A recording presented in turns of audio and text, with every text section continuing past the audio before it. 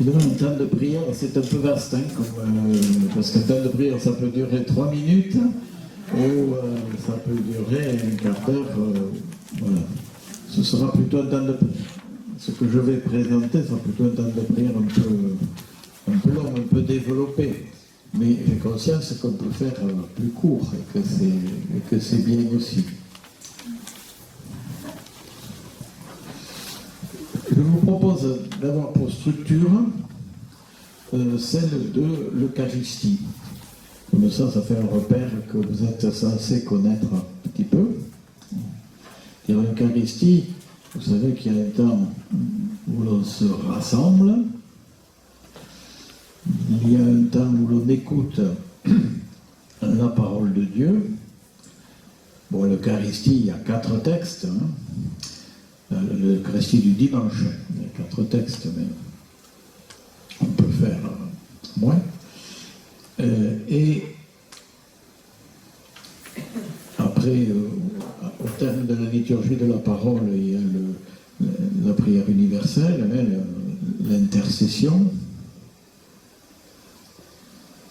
Et puis, il y a un geste, voilà, qui est assez développé dans l'Eucharistie, puisqu'on amène le pain et le vin sur l'autel, que le prêtre prononce les paroles de la consécration, et puis que l'on communie. Et avant de communier, il y a le Notre Père, et puis ensuite on est envoyé. Donc cette structure peut nous servir de structuration d'un temps de prière, en se disant, donc premièrement, on entre dans la prière, éventuellement on se rassemble, ça dépend, on peut être déjà rassemblé depuis 1 heure, et donc ça s'adapte. Mais je disais ce matin que la transition entre ce que l'on était en train de faire et la prière est une transition importante.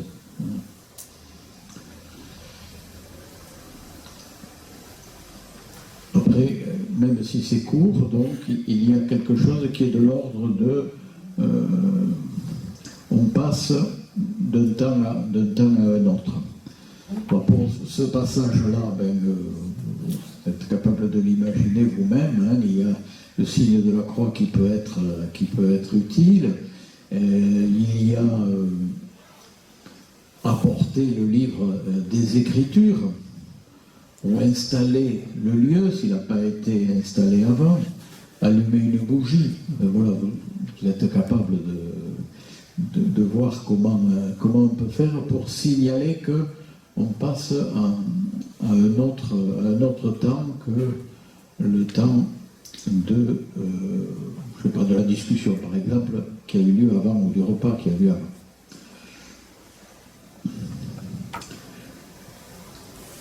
On se rassemble en général autour d'un chant. Un chant qui peut être un chant de louange, l'égard de Dieu. On sent bien qu'il y a des chants qui sont plus faits pour le rassemblement, hein, qui nous stimulent à prier ensemble. Voilà, c'est peut-être pas le lieu d'un chant trop méditatif, encore que ça dépend ce qu'on veut faire. Vous voyez, je vous donne des repères, mais j'essaie qu'ils soient assez souples pour que pas de donner l'idée qu'un temps de prière est quelque chose d'absolument rigide. Donc ça, c'est le premier temps où on entre dans le moment que l'on consacre spécialement à Dieu. Deuxième partie, c'est l'écoute de la parole de Dieu, la lecture de l'Écriture qui devient parole quand on la lit. La Bible n'est pas la parole de Dieu, la Bible c'est un texte. Quand vous la lisez, ça devient une parole. Surtout si vous la lisez dans un cadre de célébration. Il ne faudrait pas qu'il y ait de prière chrétienne sans l'écriture. Voilà.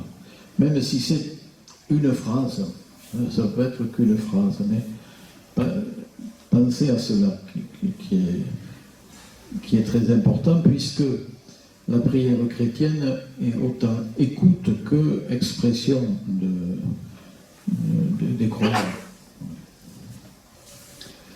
Bon, après la parole, il peut y avoir quelque chose. Alors, ce quelque chose, ça peut être le chant d'un psaume, par exemple. Vous savez que dans la structure de la messe, après la première lecture, il y a un psaume qui développe un aspect du texte que l'on a écouté. Donc c'est quelque chose qu'on peut reprendre dans un temps de prière qu'on organise. Après la lecture, il peut y avoir un psaume. Même après un évangile, peu importe le texte. Il peut y avoir aussi une homélie. Alors si c'est un laïc qui le fait, vous l'appellerez méditation, comme ça personne ne vous embêtera. Voilà, donc il peut y avoir un commentaire du texte, mais qui est normalement pour nourrir la foi. C'est pas de l'exégèse pure, c'est plutôt pour nourrir la foi, pour faire le lien entre ce temps de prière et ce qu'on va vivre avant, après, ou ce qu'on a vécu avant. Voilà. Après, donc ce temps d'écoute de la parole de Dieu, il peut y avoir quelque chose qui est de l'ordre de l'intercession. Prière universelle ou pas, c'est pas forcément sous le mode de la prière universelle. Si c'est pendant le carême que vous faites ce temps de prière et que vous voulez orienter du côté de la demande de pardon, eh bien voilà, l'intercession, ce sera pour demander pardon. Alors, vous savez comment la liturgie demande pardon. La liturgie ne demande pas pardon en disant j'ai été égoïste, pardonne-moi Seigneur, j'ai pas fait ma prière tous les matins, pardonne-moi Seigneur. La liturgie nous dit Seigneur Jésus, toi qui nous aimes, prends pitié de nous. Seigneur Jésus, toi qui nous as apporté la bonne nouvelle, prends pitié de nous. Seigneur Jésus, toi qui es miséricorde, prends pitié de nous. On ne parle pas de nous, des péchés qu'on a faits. Pensez-y, ça avec les enfants, des fois moi ça me fait bouillir. D'entendre des enfants qui font des confessions publiques, mais c'est pas ça la liturgie. On confesse l'amour de Dieu, et parce que Dieu nous aime, on lui demande d'avoir pitié de nous. Donc ça peut être donc une demande de pardon, ça peut être une louange. On chante la louange du Seigneur. Ça peut être une prière d'intercession pour la vie du monde, pour la vie de notre communauté chrétienne. Voilà. Cette prière peut se terminer sur la prière du Notre Père, à moins que Notre Père on le reporte un peu plus tard. Voilà, la prière du Notre Père, vous savez, c'est la prière que Jésus nous a donnée, et donc les chrétiens la considèrent un peu comme le prototype de toute prière, et comme pouvant rassembler toutes les prières que l'on peut adresser à Dieu. Donc assez souvent, on peut terminer une intercession par le Notre Père. Voilà, ça dépend de l'intercession que c'est. Bon, ne sophistiquons pas trop. Et puis, donc combien j'ai dit la deuxième, la quatrième partie, un geste, voilà, un geste qui engage le corps. Je ne dis pas qu'il faut le faire toujours, mais je trouve que c'est pas mal quand ça peut avoir lieu, parce qu'on prie avec tout son corps.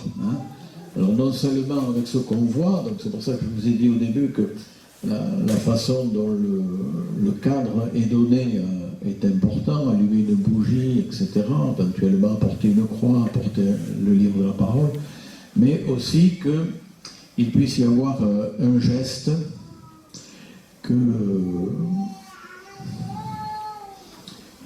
qui montre qu'on s'engage soi-même, hein, on s'engage corporellement dans ce que l'on fait. Alors lequel, évidemment? Alors il y a les gestes chrétiens que l'on peut reprendre, par exemple les gestes du baptême. Alors les gestes du baptême, il y en a beaucoup. Les gestes du baptême, c'est... Je dis ça pour vous égrener des possibles, et pas pour tout faire, vous comprenez bien. Sinon, les gestes du baptême, le premier, c'est le signe de la croix. Ce matin, on disait bénir ses enfants le soir en leur faisant le signe de la croix sur le front. Ça peut se faire aussi dans une célébration. C'est une bénédiction que tout baptisé peut donner à un autre baptisé. C'est pas réservé aux prêtres. Le geste du baptême, c'est évidemment le geste de l'eau. Donc avec l'eau, on peut faire pas mal de choses. Soit que les gens font le geste pour eux-mêmes, hein, c'est-à-dire ils prennent l'eau et ils font le signe de la croix, ou ils prennent l'eau et ils se le mettent sur les sens, hein, sur les yeux, la bouche, les oreilles. Hein. C'est au ephata du baptême, ouvre-toi. Ça peut être aussi un geste que vous faites pour eux. Ça, je préfère. C'est plus significatif de ce que Dieu fait pour nous, si vous voulez. C'est pas nous qui nous baptisons, c'est pas nous qui faisons, mais c'est Dieu qui fait pour nous. Donc moi, je préfère, quand c'est possible, par exemple, que les gens viennent recevoir l'eau du baptême sur leurs mains, et donc il y a quelqu'un qui la leur verse, et bien, en disant une parole, sans dire une parole, alors on peut dire souviens-toi de ton baptême, par exemple, souviens-toi que tu as été baptisé, ou reçois l'eau vive que le Seigneur donne, en fait, voilà, trouver. Hein. Et puis, il peut y avoir aussi quelqu'un qui essuie les mains, voilà. Ça oblige à se laisser faire, voilà. Vous remarquerez que pour certains, c'est difficile. Ils vont vous arracher la serviette des mains. Ils ne vont pas vouloir que vous leur essuyiez les mains, ils vont vouloir se les essuyer tout seuls. Voilà. Et c'est intéressant après de les faire réfléchir là-dessus. Voilà. Est-ce que je suis disposé à me laisser faire par le Seigneur? Donc l'eau, après l'eau dans le baptême, il y a le vêtement blanc. Ça vous est arrivé à Notre-Dame de la Paix de donner un petit ruban, un petit extrafort là, blanc, hein, à tous les paroissiens de la veillée pascale, voilà, pour qu'ils le mettent à la boutonnière ou qu'ils le mettent autour du poignet, pour se rappeler ce qu'on leur a dit au baptême. Hein. Reçois ce vêtement blanc et sois toujours fidèle à ta dignité de fils de Dieu, de fille de Dieu. Voilà.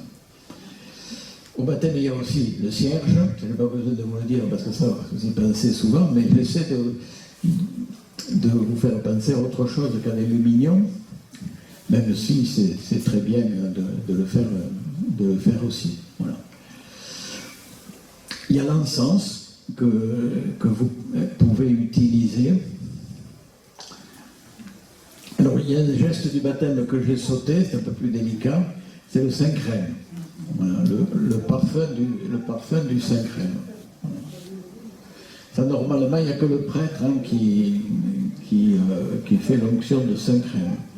Mais ça nous est arrivé, dans une glorieuse équipe, de prévoir un parfum, hein, de marquer les gens avec un parfum.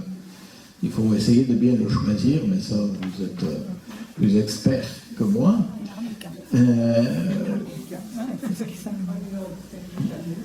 Et là aussi, pour se rappeler qu'on a été consacré à Dieu par le baptême, de faire une onction sur la main, par exemple, voilà, pour qu'on puisse le sentir. Voilà. Vous avez d'autres idées peut-être, non? Enfin, vous en aurez dans les groupes. Après, il y a tout ce qui est des gestes. Là, je fais des choses avec un élément matériel, mais il y a aussi la possibilité gestuer un texte d'évangile ou le Notre Père et tout ça, donc d'engager le corps sans qu'il y ait d'objet matériel particulier. Donc, quand on peut le faire, hein, quand on a un temps de prière un peu long, vous avez compris que ce que je vous dis, je sais bien que vous ne le ferez pas chaque mardi soir au caté, hein, voilà, mais j'essaie de vous en dire plus que vous n'avez utilisé. Alors la prière du Notre Père, je crois vraiment que c'est important qu'il y ait la prière du Notre Père dans une prière chrétienne. Voilà. Surtout aujourd'hui où quand même tout le monde ne le connaît pas, mais même si on le connaît, voilà, que le Notre Père soit dans un temps de prière, ça me paraît une chose importante. Voilà. Donc le Notre Père peut venir aussi, je vous ai dit tout à l'heure, il peut venir à la fin de l'intercession, ou il peut venir après le geste, si geste il y a. Voilà. Alors, la célébration se termine en général par un envoi. Si un prêtre, il donne la bénédiction. Ce temps aussi de la fin de la célébration peut être un temps privilégié pour prier Marie ou pour prier avec Marie. La prière à Marie peut venir plus tôt, évidemment, suivant le thème de votre prière. C'est-à-dire que, en quelque sorte, normalement, les chrétiens ne prient pas Marie, si on veut être très strict, on prie que Dieu. Hein. On prie avec Marie. Voilà, hein. On lui demande d'intercéder pour nous. Priez pour nous, pauvres pécheurs. Hein, on lui dit. On ne dit pas, je te prie pour nous, pauvres pécheurs, mais priez pour nous, prie pour nous, si vous le dites tu, pauvres pécheurs. Donc on associe la Vierge Marie comme intercessrice à notre propre prière. Et puis de même qu'il est important de bien commencer la prière, il est important de bien la terminer aussi. Les chants peuvent accompagner divers mouvements. Hein. Par exemple, s'il y a un geste, ce geste peut être accompagné par un chant. Le chant peut intervenir pour le psaume, je l'ai dit. Il peut intervenir. Il ne faut pas qu'il y en ait trop de chants. Hein. On peut prendre le même chant à plusieurs endroits de la célébration. Ça permet aussi de le vivre davantage comme une prière. Voilà, ça suffit, non? Ça vous a donné assez de... Oui, Odile? Est-ce qu'on peut bâtir un temps de méditation pour enfants, un peu comme on a fait ce matin, mais beaucoup plus court, simple, mais qui permettent de rentrer dans le texte un petit peu... Voilà. Oui, bien sûr, oui. Oui. Parce que là, tu as donné, c'est la structure d'une célébration. Oui. Voilà. Ça peut être une méditation. Alors, oui, tout à fait.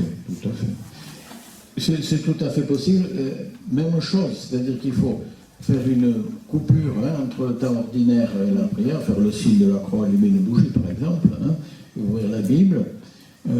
Ensuite, effectivement, on peut très bien demander aux enfants de bien se tenir, etc. Et bien vous allez vous laisser pénétrer par ce texte dans un moment de silence. Donc il faut bien leur indiquer que vous allez leur donner des indications, mais entre ces indications, on va garder un temps de silence un peu long. Et donc pendant ce temps de silence un peu long, chacun, vous pouvez fermer les yeux si ça vous aide, chacun va redire ce que l'animatrice vous a dit. Voilà. Oui? On n'a pas de prêtre à portée de main. Est-ce que pour la bénédiction, on peut utiliser nombre 6, 22? Oui. Que le Seigneur vous bénisse et vous garde, que le Seigneur fasse grand. Fasse rayonner sur toi son regard et t'accorde sa grâce. Que le Seigneur porte sur toi son regard et te donne la paix. Voilà. Nombre combien? Nombre 6, 22, 23. Merci. Alors, dans l'office divin, il est prévu des bénédictions quand il n'y a pas de prêtre. Quand il y a le prêtre, c'est que Dieu Tout-Puissant nous bénisse ou vous bénisse au nom du Père, du Fils et du Saint-Esprit. Mais sinon, il y a d'autres formules, j'ai peur de ne pas vous les donner correctement. Ah non. Vous savez, tout est prévu dans l'Église catholique. Il faut que j'aille au Vêpres.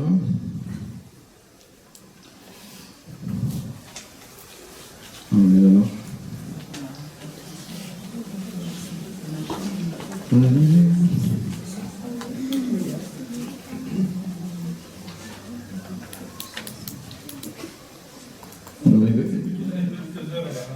Hein? Tu crois?